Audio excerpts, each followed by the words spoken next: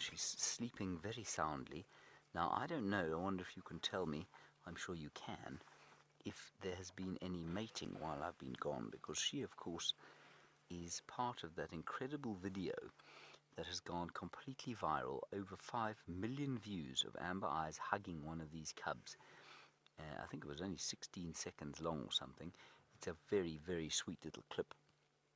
But she, of course, is not the mother of the cub that she was hugging. She's an auntie. And then there's one of the little teddy bear cubs. They're all here. 1, 2, 3. 1, 2, 3, 4, 5, 6, 7, 8. Yeah, everyone's here. So that's very nice to see. And everyone looks fine and healthy.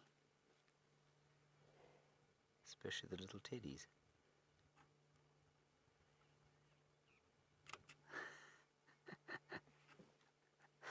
They're very sweet, these things.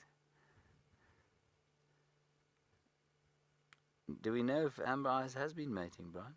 Not that I know of. Not that we know of. But she certainly seemed to be coming into estrus. Ah, okay, but no, we're just getting a report from Buffelshoek, well, actually from the final control via Buffelshoek, that she was seen mating in the last few days. It's unusual that that should be over already, but maybe, you know, maybe it's just faster for some than others. It could be that she's still in a sort of an estrus situation.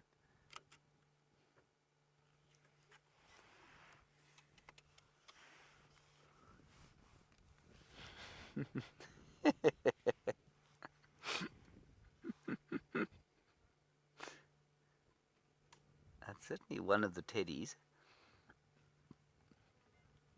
In fact, it might be 2 teddy bears. I think it is actually. I think that's 2 of the little ones. So sweet.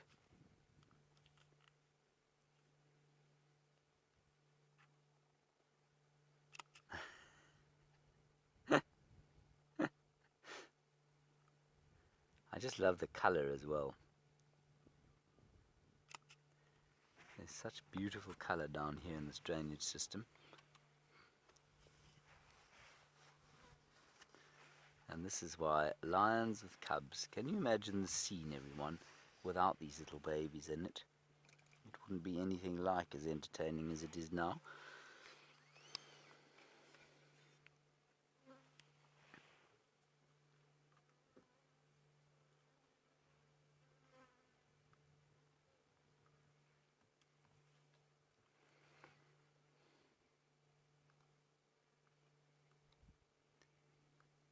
Hello, Sherry in Colorado. You say you believe the hairless cat I was talking around is called a sphinx. Is that correct? Goodness gracious. A sphinx. Well, it could well be, Sherry. Thank you for that.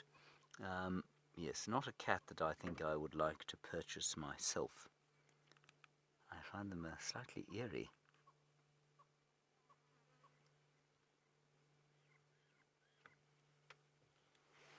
And as you can hear, just 1 or 2 birch or starlings in the very far distance, while that little cub plays with a bush.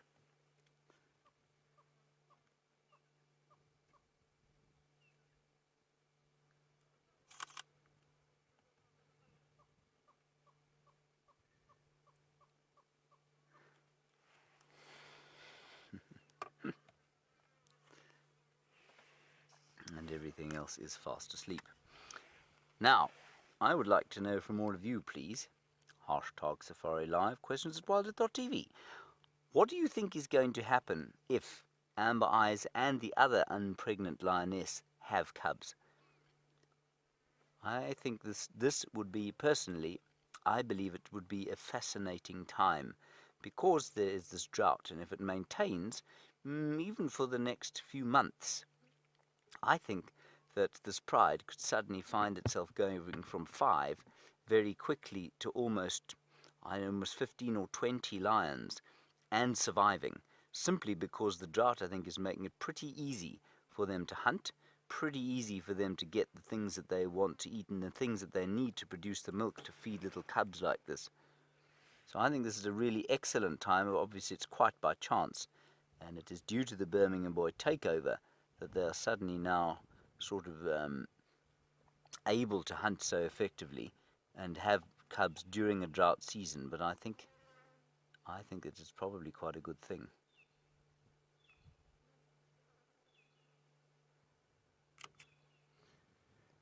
And I'm certainly not hearing, while we sit here and ponder the drought and its effect on the predators, which we always said, remember we said we thought it was going to have a particularly good effect on the predator populations, and it certainly seems to have done that as far as the Nkuhuma pride is concerned.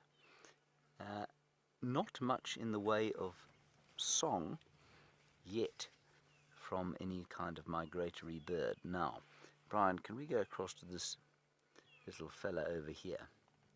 Because I think he's eating a tambuti tree.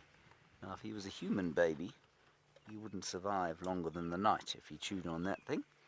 But clearly the lion's vastly superior acidic digestive system is able to cope with the toxins in a tambuti tree. It is a little tambuti.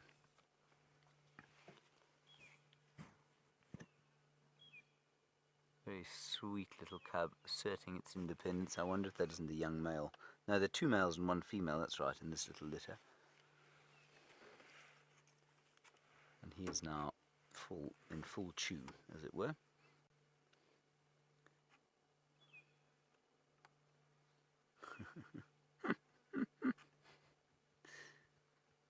Filled with a nasty toxin, such that if you try and cook on that wood, everybody, you can actually kill yourself.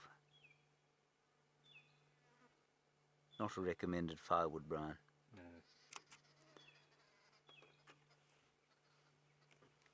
I just find these things too cute. Does everyone agree with my aging of the cubs? Please let me know if you disagree.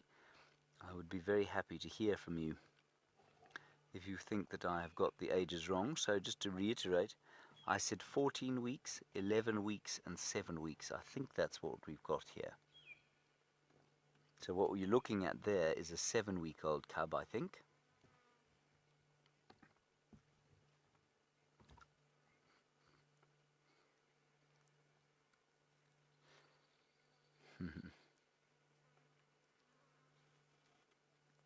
So here's an interesting comment from Janet.